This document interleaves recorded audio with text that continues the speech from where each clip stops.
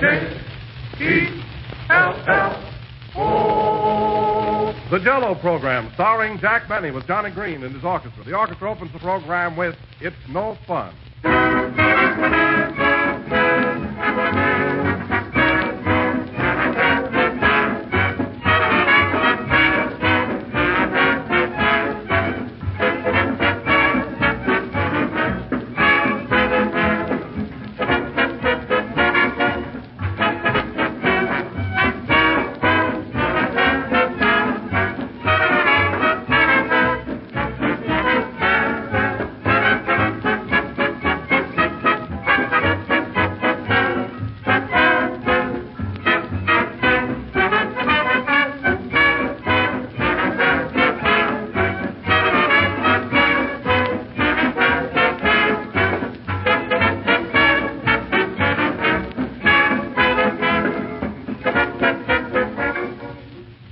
Country today, lovely ladies have been parading their latest spring finery.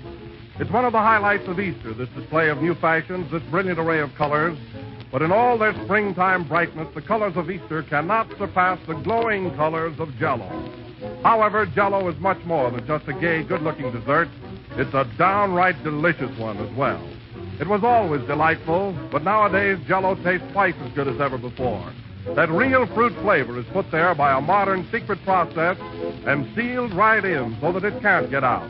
That's why every one of Jell-O's 6 grand flavors has the keen, refreshing goodness of fresh, ripe fruit. No other gelatin dessert can equal Jell-O's extra-rich fruit flavor. So accept no substitutes. Always ask for Jell-O by name. Always insist on the one and only genuine Jell-O.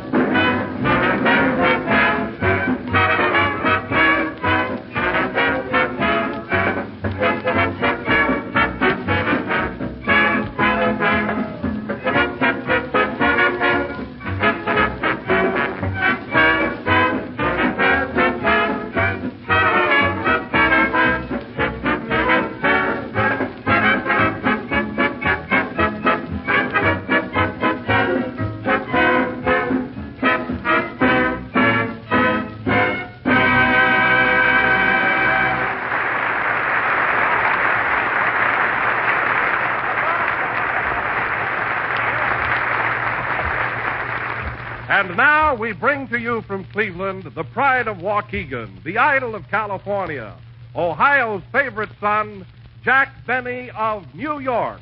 Thank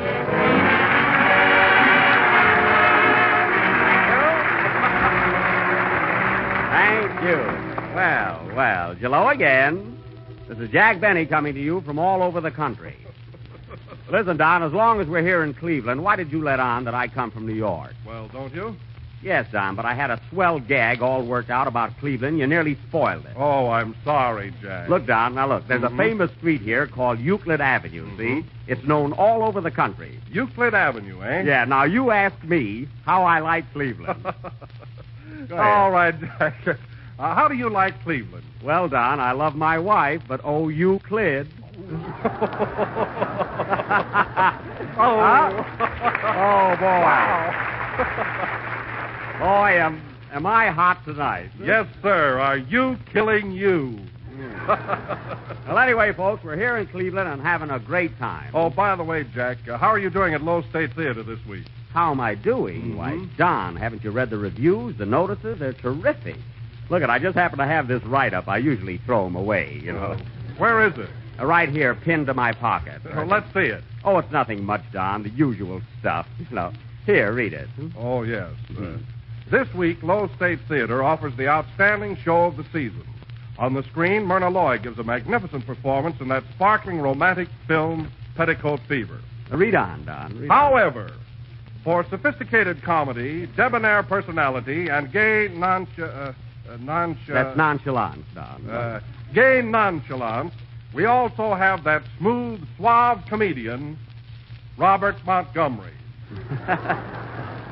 Read on, Don. Read on. The stage show this week includes the Yazid Arabs, the Stuart Morgan dancers, and a man with a violin.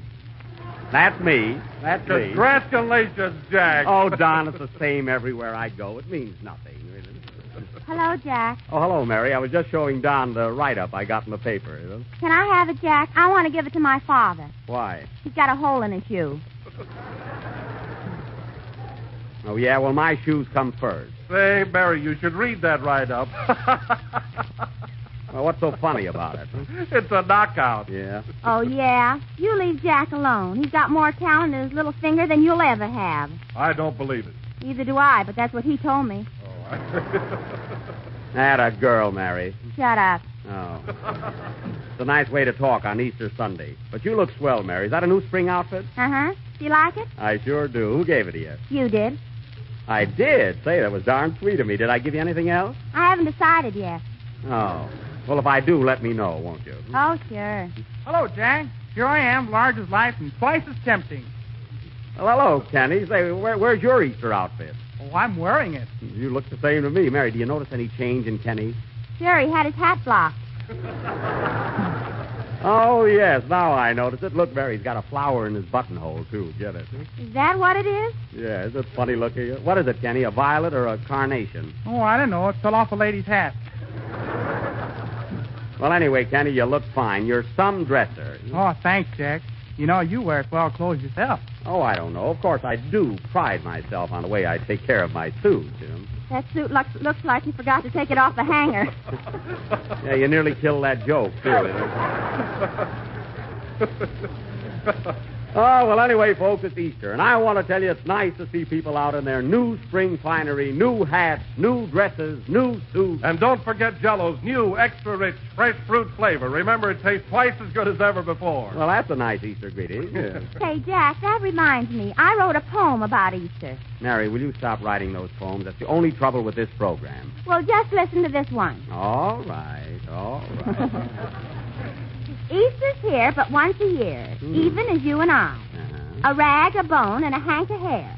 A laugh, a tear, a sigh. Well, Easter bonnets soon appear in the rain or fall. playtime. And after that, we put the hat.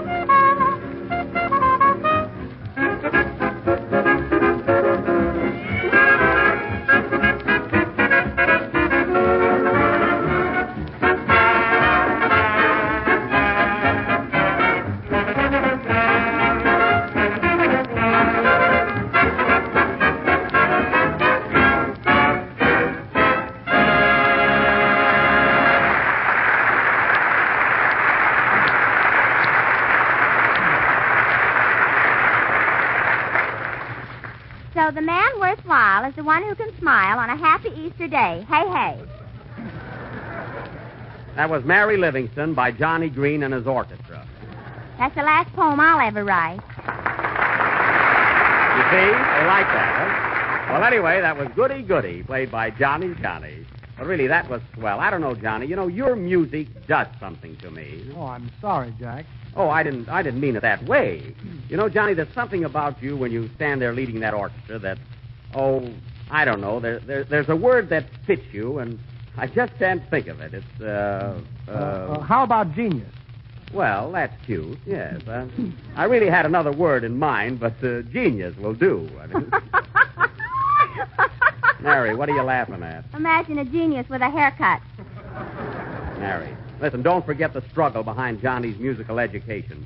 Night after night, with the wind howling and tearing at his clothes, he trudged 6 miles through blinding snow just to get to his piano teacher's house. Is that right, Johnny? No, he came to our house. Well, you don't know the struggle that piano teacher went through. After each lesson, fighting every inch of his way back through 6 miles of blizzard and snow, didn't he, Johnny? No. Well, anyway, Johnny, you deserve your success. Oh, thanks, Jack. You're white. It's all right, Johnny. You're green. I'm Livingston, monkey with that.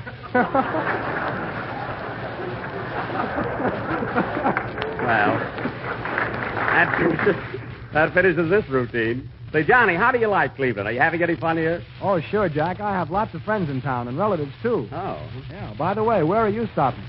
Stopping? Oh, I got a little room at the Statler. It's nothing pretentious, but it's comfortable, you know. After all, I just sleep there.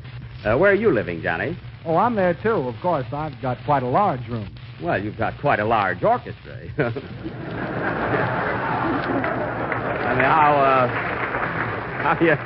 How do you all get in there? We checked the drums downstairs. Oh, you could have checked that joke downstairs, too, I think. Say, Jack, Yeah? I have some relatives here who are great friends of yours, and I'd like you to meet them right after the broadcast. Do you mind? Oh, of course not, Johnny. I'll be glad to. Are they distant relatives? No, they're right outside. You could have checked that one, too. Yes. And now, ladies and gentlemen, that tonight we are going to offer you a real treat. You remember in the past we gave you the best plays that money could pass by. We gave you Noel Coward, George Bernard Shaw, and we have also given you the works of Shakespeare. Well, maybe not Shakespeare, but we have given you the works. And this evening, ladies and gentlemen, we are going to present Eugene O'Neill's stage and screen triumph, Our Wilderness, with a cast that needs no introduction. I, Jack Lionel Bennymore, will play the part of the father. Miss Mary Livingston, who used to live near Catherine Cornell, will play the part of the mother, while Kenny Baker, who was once hit by Clark Gable's car, will play the part of the son.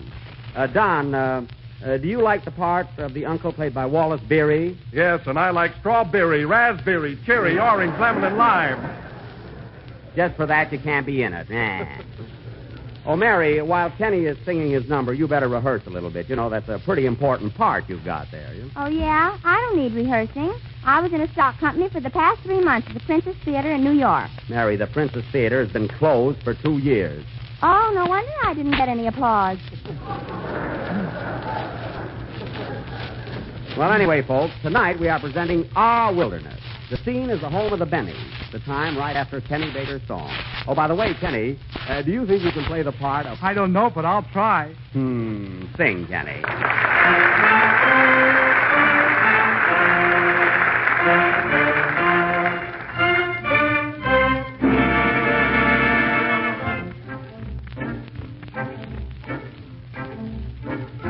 Let me ride on a trail in the hills of old Wyoming, where the coyotes wail in the gloaming, for it's there that my heart's at home. In the night, let me rest with a blue sky for the ceiling, till the wind's lullaby comes stealing from the hills where my heart's at home. Wake with a song, wake with the sun, saddles to men, cattle to tend, plenty to be done.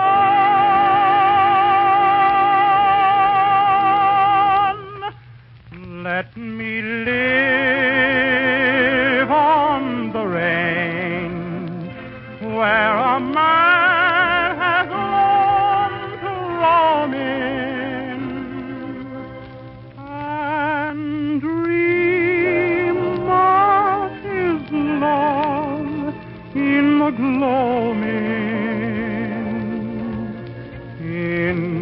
the hills of old Wyoming. Let me ride on a trail in the hills of old Wyoming, till the wind's lullaby comes stealing from the hills where my heart's at home. In the hills,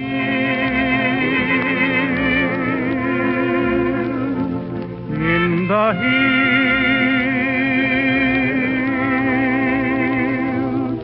in the hills.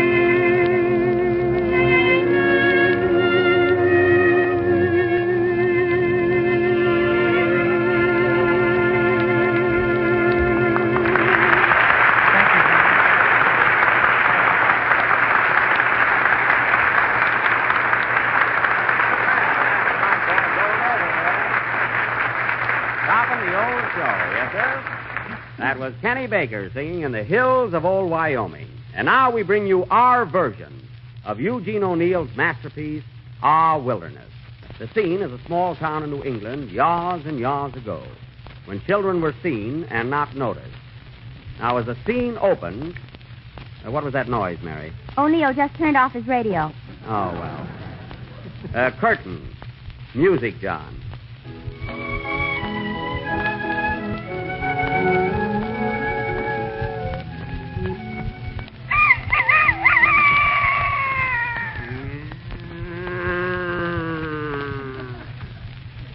Oh, Forrest.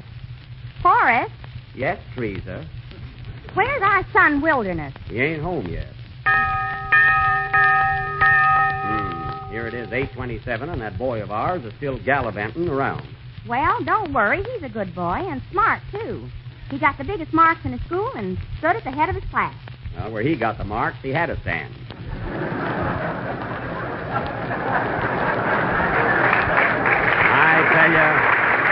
I tell you, Teresa, I don't know what this younger generation is a-coming to. On the way home tonight, I actually saw a young couple holding hands before it got dark. Well, what's the matter with that? Well, when I was young, boys never thought of doing the things they do today. That's why they didn't do 'em. Never thought of that.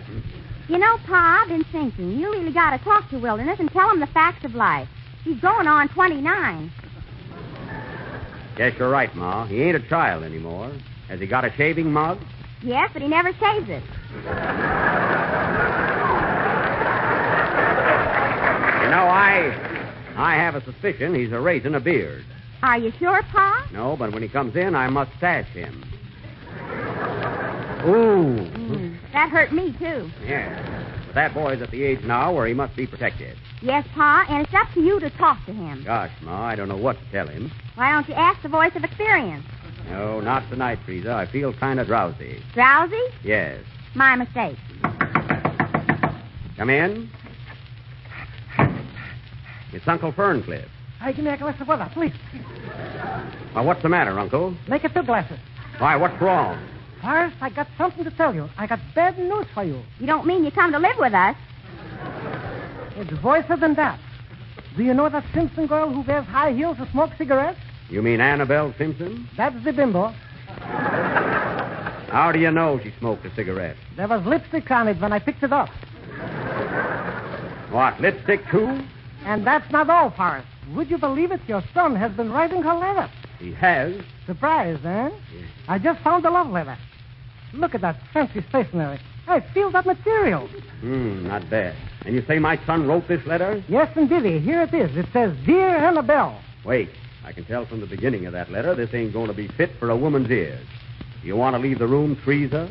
Give me that letter and you leave the room. Carry on, Ferncliff. I got to know what's in it. Dear Annabelle, roses are red, violets are blue, sugar is sweet, and so are you. Yours truly, Lilda Nuts. My son wrote that? I can't believe it. Well, here it is in black and blue. Well, then I reckon it's true. I wouldn't have minded so much except for those last 4 words. And so are you. That's a going too far. Now, don't be too hard on the boy, Forrest. Maybe he wasn't himself when he wrote it. He must have been. Every word is misspelled. That's exactly my conclusion. Here he comes now. Forrest, you must talk to him. Oh, Father. Oh, Mother. Oh, Uncle. Ah, Wilderness.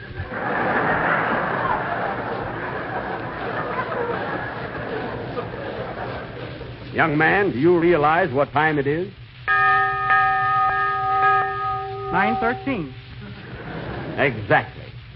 You had your mother all upset coming in at this hour. She was a-walking up and down in her bare feet with tears in her eyes. And why? There were tacks on the floor. Yes, son, we were all worried. Where were you tonight? Playing jack. Oh, gambling, eh? At Annabelle Simpson's? Yeah. You better be careful, my boy. I knew many girls when I was a young man. Ah, but your mother was different. Sure, I was different. I said yes.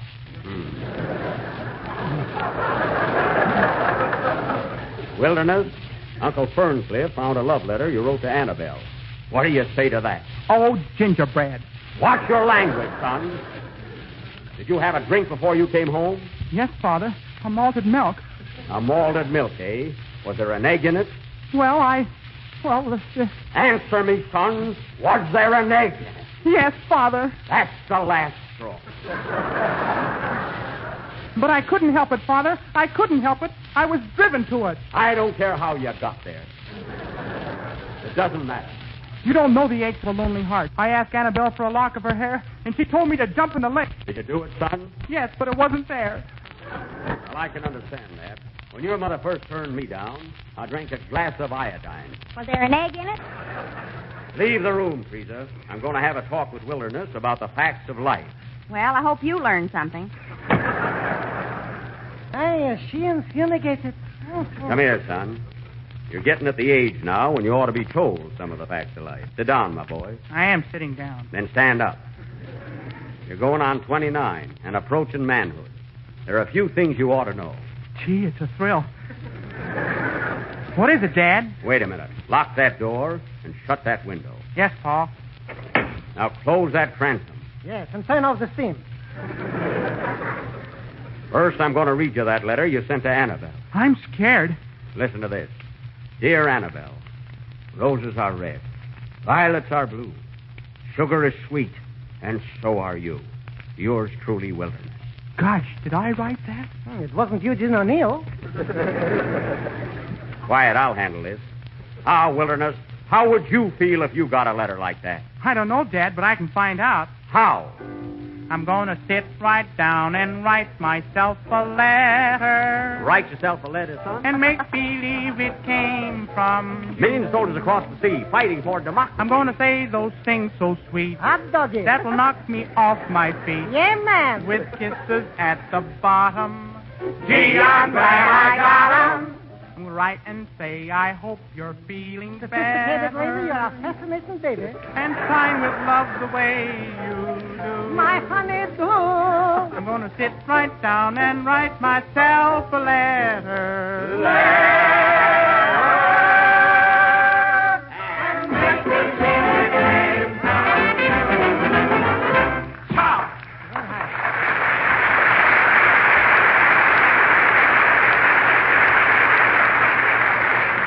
Now, son, and now I'm going to tell you the facts of life. Well, tell him already. He's getting older. Listen, my boy, it's like this. I can't go through with this. I got cold feet. All right, I'll turn on the steam again. You better tell him, Ferncliff. All right, I'll do the honors. Wilderness, my lady boy. There's only one way to win a woman, quote. Always give them the cold shoulder, unquote. You see? Quote, never show them that you love them, unquote. Are you listening? Quote. Stop. Your uncle is wrong, my boy. There's only one way to win a woman. Show her that you admire her, cherish her, go to see her, and make love to her. Stop it. I can't listen to such a tamarage there. You're wrong. I'm right. You're wrong. I'm right. You're wrong, and I'm leaving. Pay no attention to your uncle, son. You listen to me. Tell me more, Father. A woman needs love, affection, and caressing. I may be wrong about Annabelle, but if she's the girl of your dreams, go to her, my son. Go to her. But I fear it's too late, Father. She can't see me from a hole in the wall. Well, there is a resemblance. But I'll fix it. I'll call her up on the telephone. What's her number, Wilderness? Spruce. Tree, tree, tree. Did you hear that, operator? Well, get it. Don't worry, son. I'll fix everything, and I'll show you that I'm right. I'm always right. All a woman needs is love and affection. Hello? Hello, is this Annabelle Simpson's house? Hello, Franza. What, you? Who else? I can't understand this. What have you got to say for yourself? Only one thing. You were right. Play, Johnny.